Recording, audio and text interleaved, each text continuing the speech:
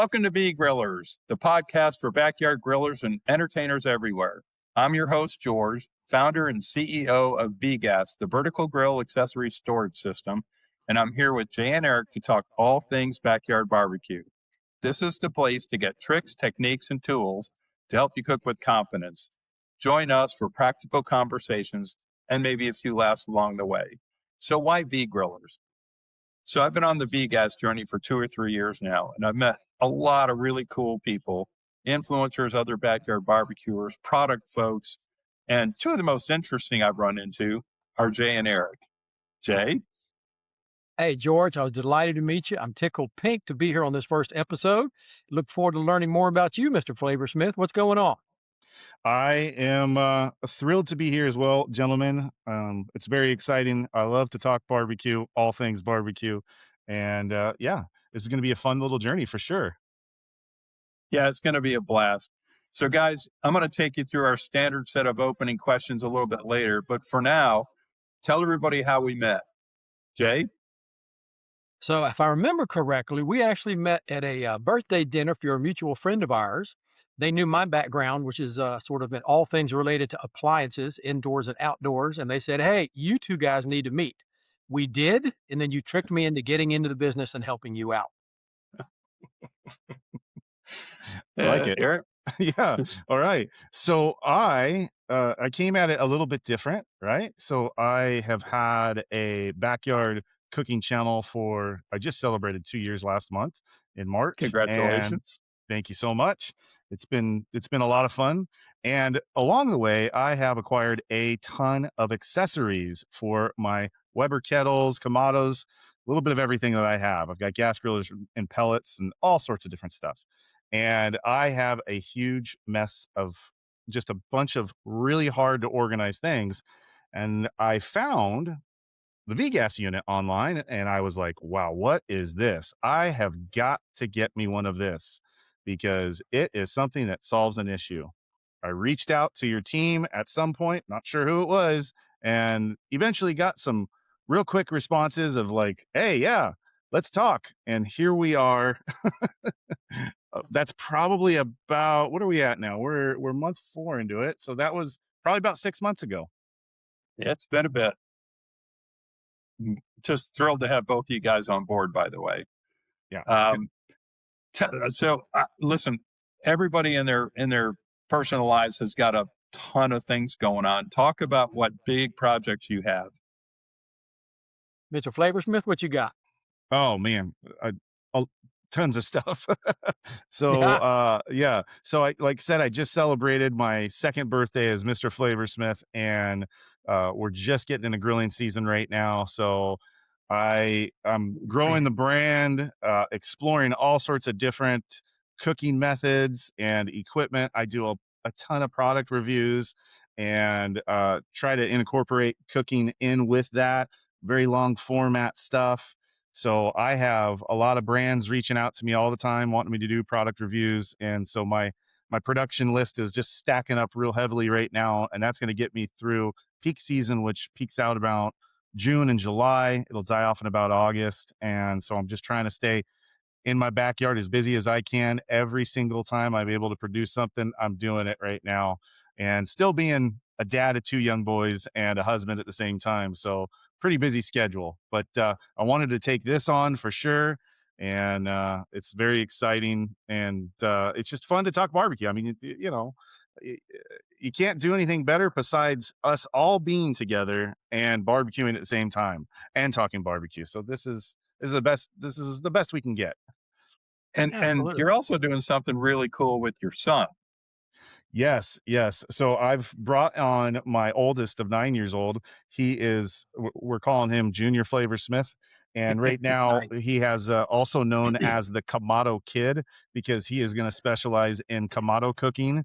And I'm working with the company right now and doing that. And that's his very first grill is a 15-inch Kamado grill. And his little brother, Mini Flavorsmith, is actually going to receive his first Kamado very shortly, which is only 4.5 inches tall. So that is en route as we speak. So he will be doing some fun child cooking content stuff for the channel as well. So, and then on top of that, we have a racing channel where my oldest son and I go through and do stuff for Yeah, Formula One that's the other racing. one. Yeah, Yeah, that's really cool. he wants to be That's a the other one I Formula One saw. racer, so that's his goal. So we're doing that as well. That's pretty amazing. Yeah, it doesn't leave a lot of time for extra stuff, but it's okay. That's what it is right now. That's the journey right now. Well, you're kind of known to be a workhorse, so you probably wouldn't know what to do with any idle time anyway. I would be bored. Yeah. Nice. Jay, I know you got some big things cooking. So I Pardon don't the have pun. quite as much going on as Eric. And although I always like to have a few irons in the fire, what I'm going to say is my main project right now is we're in the process of selling our house and we're moving to the beach. And so I'm not going to say that everything else falls off to the wayside, but let me tell you, selling one house and moving to another and trying to get that house the way you want it when you don't live there, that's kind of keeping me busy. And then, of course, I've got a wife that I have to pay attention to every once in a while, or she'll send me to an entirely different house. So yeah, fairly busy. Too funny. So That's let's talk that's about. why I built a very comfortable doghouse in the backyard, just in case that happens to me. So I get it. Well played, my friend. Well played. Yeah, Let me right make a on. note. Dog house. Okay. Yeah, comfortable Right. doghouse. Yeah, Yeah, but you know what? Here's the thing. Your doghouse, it's still next to a pool in Yeah. Southern California. that's true. Ah, That's true. so That's true. not so bad. Not so bad. Too funny. All right, let's real quick talk about some goals for the podcast. I mean, the main thing was I wanted to have more casual, conversational topics around anything grill related, right? And I wanted to get perspectives of people like me, people like Jay, people like Eric, different levels of barbecue interest, if you will. The main thing is I wanted to keep it fun and conversational. And I want to be able to talk about all kinds of different things like grill types and capabilities, talk about different grilling accessories. And these are some things that, we want to ask all of our guests, and we're going to get that with the two of you in just a minute. But wanted to talk about what your favorite things are, what's your favorite accessory, what's your favorite cook. We want to give airtime to our influencers to talk about whatever they want to talk about themselves. Tell us about your following, right? Tell us about what you really enjoy doing as an influencer or as a backyard cook. Have you tried some of the more difficult cooks, right? And then we'd love to get frequently asked questions. And we want people to be able to email us and say, you should do this, or you should do that, or talk about this, or have this person on. Yeah. So we want to do that as well. So, George, I'm going to interrupt you. You said something kind of interesting, and I'd like to get Eric's perspective on this too. And it's one of the things that appealed to me about the podcast, right, is this is really to hear from anybody, not just experts. I'm sure we've all tuned into a podcast, and they should just call it a monologue, right? And there's a place for that, right? But I got to be honest, there are not a lot of people that are exciting enough for me to listen to for 30 or 40 minutes. So I like the fact that we're going to have some experts come on, sure, but this is also going to be just maybe the average Joe, right? And it's going to be more of a lightly produced conversation as opposed to a highly produced infomercial. That kind of resonates with me. What about you, Eric? I feel exactly the same way. I love getting the perspective of everybody that's in the backyard space. And that's just your weekend warrior guy or your tailgater, whatever, the guy that likes to go camping and cooking, whatever it is. It's very appealing. And I love to hear the stories or their favorite recipes from like the family heritage that's been passed down from one generation to the other, their cooking methods, and especially the equipment they're using to do that, because it varies. I mean, you can peel a potato like 6 different ways, honestly. And that's extremely interesting. Absolutely. Okay. So let's go ahead and dive into some of the standard questions that we'll ask all our guests, and I'll ask the two of you. How about that? So, Yeah. So what's your story, right? Jay, how long have you been grilling? Good gosh. Since I was a kid, the short version is you've heard me say it. Our family slogan, because of our business, was, right, we're the beef people. So about as long as I can remember, there's been a grill in the backyard. And so we're not going to give away your age and say how many years. Oh, you want? Yeah. Oh my God. Probably 60 years. Yeah. Yeah, I don't think people nice. are having to guess too much about my age. That's why I'm wearing a hat, man. Well played. Eric? Oh, wow. Okay. So, question being like, how long have you been into barbecue? So, for me, I would say it probably started around 7 years old, and I'm 44 right now. I grew up on a ranch and big into hunting, fishing, grew up in that whole outdoor scene. And I remember the very first thing I actually ever smoked was a ringneck pheasant that I had shot right after I had got my hunting license when I was 10 years old. That was like the first big thing that I smoked, and it was amazing. And from there on, the addiction just started and it just went crazy. But prior to that, I think I was around 7 years old when I first started like grilling on an old Weber. It was like a Weber Go Anywhere, actually, a little charcoal Yeah. Weber Go Anywhere. And then I moved up to my dad's big Weber barbecue gas grill. But yeah, the first thing I think I ever really smoked was ringneck pheasant when I was about 10 years old. And it's just been Nice. one thing after another transitioned into spending about $75,000 to build this 26-foot barbecue trailer for my dad, because my dad was really wanting to get into barbecue competitions and stuff. So we had to go get a big giant, it was a American Barbecue Systems 5-foot Judge rotisserie smoker made. I think they were in Oklahoma. We got a custom trailer for it, put that on there. Then I built this huge cook shack around it and everything. And, it's just so I've seen all sorts of different things when it came to barbecue and everything. Traveled the world in kind of my previous life, going and doing lots of awesome cooks with a lot of different people all around the world. And it was really cool, which when I came back to here and really got into this channel, my Mr. Flavorsmith channel, that really was like the base for me starting stuff. And I decided to start the channel really in my dad's honor, because he passed away in 2020, never really getting to see the barbecue trailer completed fully. It was about 95% of the way done when he Right. died. And so I Right. told my wife, I said, hey, I'm just going to start a barbecue channel on backyard barbecuing for everyday guys. And I started with a Weber kettle just because I figured everybody could get their hands on one around the world, and just started creating content from that, from my perspective, my style is barbecue vlog. So it's a barbecue like video vlog, log type thing. Right. So, Right.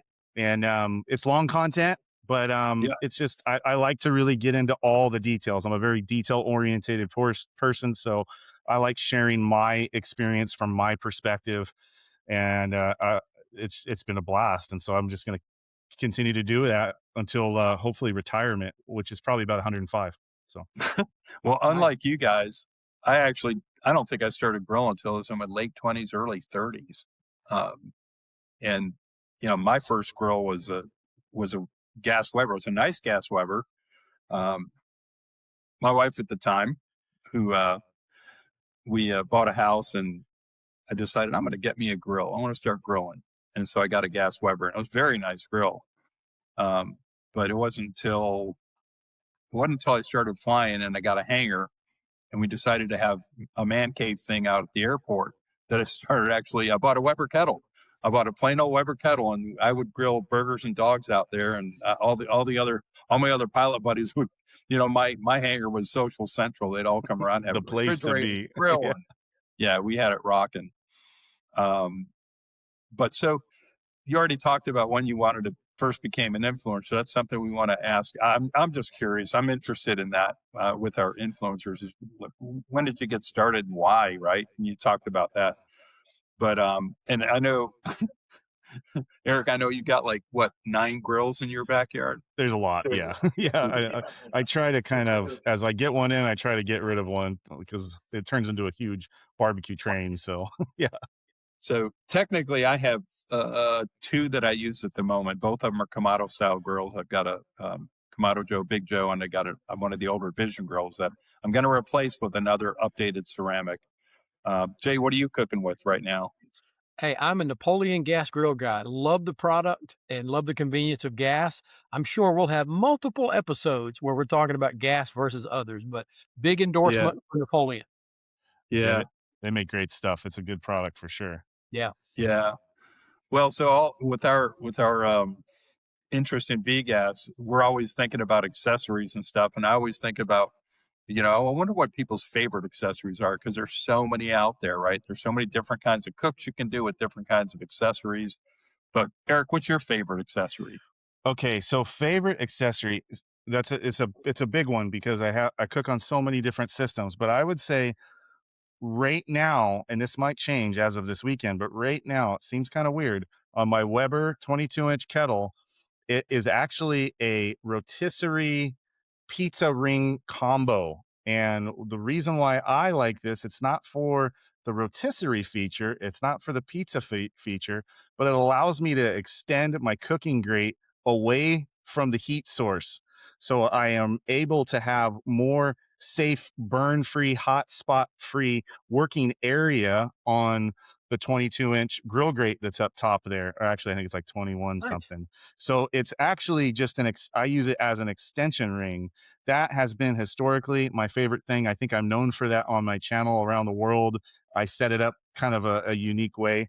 But I did just get something from Spider Grills just this like 4 days ago, which is like that, but it allows me to do a whole lot more. And I'm creating a video on that. Actually, today, as soon as we get off this podcast, I go to that and I do a 8-hour cook tomorrow with pork shoulder for some pulled pork on it to test it out on the Weber 22-inch kettle. And it's called a Webcraft by Spider Grill. So I think that might end up being my new favorite accessory because I'm able to use a lot of other accessories with that accessory. Cool. Nice. And Jay, you probably owned a lot of grills over the years, and it doesn't have to be what you currently have, but what's your favorite accessory? Actually, I am going to go with the current, and it's right now, it's a smoker box. I think it is kind of an unsung hero, right? Especially on a gas grill. Again, I'm not going to be a full smoker, but let me tell you what, it's an easy way to add a little a little something next level, right? To even if it's something simple as hamburgers and hot dogs. So I'm going to go strong, and I'm going to stick with the smoker box as my favorite accessory currently. That's a really Nice. good one. I like that. You can do a lot with smoker boxes. I mean, Indeed. my favorite is, sorry about that. My favorite's the rotisserie, and it can be, doesn't matter which one you have. If it's the Green Egg just came out with a brand new rotisserie system. Kamado Joe has the rotisserie system, and there's a couple others out there aftermarkets that you can buy. But just that notion of being able to run a rotisserie over charcoal, man, the stuff I can get out of that is just fantastic. Wings and prime rib roasts and pincana, all kinds of cool stuff you can do on the rotisserie. That's absolutely my favorite. Anyway, staying with the grill theme, if you think back through all the grills you've had, what's your favorite or your top 3 favorite grills? Wow. Let's see. I was kind of thinking when you originally asked the question, I was thinking, sort of what do I have currently? And I was going to go with a Napoleon gas, a KJ, and then bottom line, campfire. I'm old school. Give me a campfire, right? Nice. Old school manual rotisserie, right? Because like Mr. Flavorsmith, I grew up hunting, spent a lot of time in the field. And let me tell you what, right? Bird over a fresh made fire, that's hard to beat. Amen to Nice. that. Yeah, I agree. Nice. I would have to default to the Weber 22-inch because it's truly the most versatile platform. I call it the transformer of your backyard barbecue systems because there's so many aftermarket conversions, modifications, accessories that you can get for it. You can really hone in your own specific cooking style or duplicate, mimic somebody else's cooking style from Santa Maria to a huge smoker barrel, rotisserie, pizza oven, griddle top. I mean, there's just so many things you can do with it. That is like the accessory king for sure. But there's other platforms that do that too. But for me, it's going to be a Weber 22-inch kettle. Excellent Yeah, and choice. for me, I own a Kamado Joe, but I've used other the Kamado style ceramic grill. To me, just love them. Love the versatility. High heat, low heat, indirect, direct, doesn't matter. It may not be the very best at all of those, but it's really, really good at all of them. You literally can't go wrong. Especially, and again, aftermarket, you talked about aftermarket for the Weber, the aftermarket parts that you can buy for, any kind of Kamado grill. There's just tons out there. What's your favorite cooking technique? And by that, I mean, high heat, direct, indirect, hot and fast, low and slow. You can pick any of those. Jay, go first. Sure, I'll jump in. So it's funny. I know we could go on for hours. What I'm going to say is it depends on what I'm cooking. So if I'm doing true barbecue, then for me, it's low and slow and indirect. But if I'm cooking burgers and I want a really, really good burger, I got to tell you what, I'm going for high heat direct. So it really depends on what I'm cooking. That's going to address the method I use. Of course. Yeah, so same thing here. So for me, I love, because I'm from California, Santa Maria kind of originated here. I love my Santa Maria grill that goes on my Weber 22-inch kettle because I love active live fire cooking. Nice. You're right there around the barbecue, and it's very attractive for other people. If you're having a party or a gathering or something, everybody just wants to see what's going on with that live fire cook as you raise and lower that tri-tip or your chicken or whatever. Yeah. I love that. It's a very active, fun way to cook. And if I'm not doing that, it's going to be low and slow, try and get that consistent heat from 225 to 250 degrees long term, doing a brisket, a poor man's brisket or pork butt, pork shoulder, something like that. I really, really love those two types of cooking: low and slow smoking and high heat direct live fire cooking. And there's a ton of accessories for both of them. So yeah. So for me, when I'm doing, to Jay's point, when I'm doing a brisket or a butt or something like that, I actually really like hot and fast because it doesn't take as much time and it won't come out as great as low and slow will, but it comes out pretty darn good. And for a backyard barbecuer like me that's busy, that works out just fine, right? So happy with indirect and hot and fast. And interestingly enough, I used to do high heat on steaks, burgers, all that stuff. I used to do high heat. And the last couple of months I've been dialing back and I've been doing my steaks and burgers at 350. And I'm actually thinking I like that a little bit better. I might finish it with a little sear. I might like pull them, do like a reverse sear, cook them at a lower temp, and then put a sear on them at 600 degrees or something. But basically, I'm kind of enjoying that lower heat, at least starting it up and getting up to like 120 or 130 at a lower heat, and then doing a quick sear on it, something like that. I've gotten to really enjoy doing that. Yeah, that's a great way of doing it. Like, especially a good like ribeye steak or something like that. Cook it nice, low and slow. That way the fat renders down. It moistens up the fibers of the meat and everything. And then reverse sear it. The Maillard reaction comes into play. You get that nice brown kind of crust going on there. Now you've just flavor stacked it.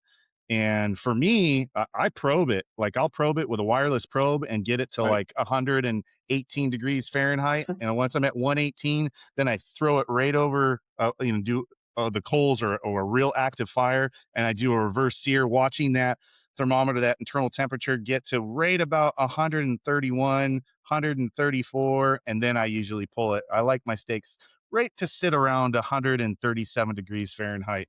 So yeah, that's nice. You mentioned ribeye, and I buy ribeye in bulk from Costco, right? But the last couple of ones I bought, I've been cutting them in two. I mean, I'm cutting them thick. Yeah. And so that's where the reverse sear is coming in, and the results are fantastic. Awesome. Yeah. They're juicy, they're tender, they're medium rare. I'm thicker steaks. That's the way to go. Yeah. Thick is the way to go. Yep. All like them thick. All right. So last question, really. So I've got a lot of accessories. I got a ton of them. That's why I designed VGas. I know, Eric, you got a ton of them. Where do you keep your stuff? Or let me ask it a different way. Where did you keep it before VGas? Yeah, okay, that's the better question. So before VGas, it was in the garage on racks that I had pegs, and I'd stick them on the side of the racks for a lot of my grill grates, my griddles, and some of my big pans that I use and everything, because I'll use like 20-inch paella pans. I'll use like a big disco pan for doing stir fry and fried rice and stuff. And so it was just really kind of hard. And then all the different, just tons of internal components that I would use. They were in like boxes, I would say like plastic bins, but it wasn't organized. And then when I needed to go get one that was in my head, I'm like, where is that at? It was a very big problem. But I tell you, man, the VGas unit, it really cleaned my life up. And it's made the experience so much better because now everything, even my cooking utensils are all in one central located place. And I just open that lid up and there it is right there. It saves me time, my workflow, and just the ease of everything. It's truly awesome. So those are the two things. And that's pretty much, I pack a lot in that unit, a lot more than you probably should, but I packed everything in there because I've got pellet smoker stuff in there, gas grill stuff in there, Kamado stuff in there, kettle stuff in there for 22 and 26 inch. I store my 26 inch grill grates underneath and my 22 inch grill grates inside vertically. So it's crazy, but that's how I store everything now. And it's so much better. Well, and I've seen your videos. You have tons of stuff. I do. Jay, probably not so much, right? So again, right now, I'm not in y'all's league. I don't have that many accessories. I'm fortunate in that my Napoleon, they have a wonderful storage area underneath the grill. And at the moment, everything I got fits inside underneath the grill. But trust me, Awesome. if I had more, I'd be getting a VGas. Yeah, you would. I mean, buying accessories is truly an addiction. You can't have enough. And so having good storage is essential. Yeah, I mean, even for a backyard guy, like when I had my Weber kettle and my Weber gas, I didn't smoke anything. I didn't do anything other than straight up burgers, dogs, steaks. That was it. But after I got my first Kamado style grill, it was like, oh, if I get this, I can do that. I can try this and I can do that. And so that's actually why VGas was designed to solve that problem. My wife was super happy about that. Well, guys, listen, that's all the time we've got for today.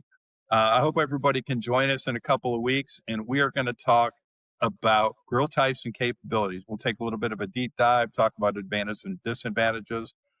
Jay, Eric, I want to thank you guys so much for coming on board today and going forward. Going to super enjoy this podcast, as I hope other people do. Can't wait to do it again. We'll see you on the next one, everybody. Jay? Hey, great being here. Look forward to the next one. Take care, folks. All right. Take care, everybody. Come back.